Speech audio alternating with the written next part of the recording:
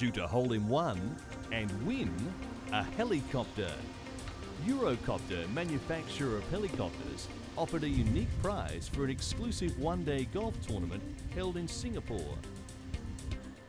The tournament was open to an exclusive group of Eurocopter customers, and if they find the cup from the tee at the 174-yard par 3 11th, the golfing world's most expensive hole-in-one prize in history was there for the taking. It's a unique way for management to please their customer base.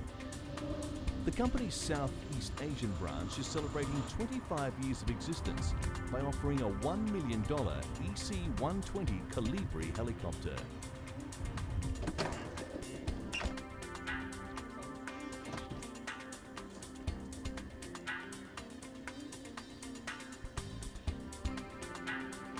Members of royal families from Thailand, Malaysia and Brunei vied for the golfing world's most expensive hole-in-one prize ever.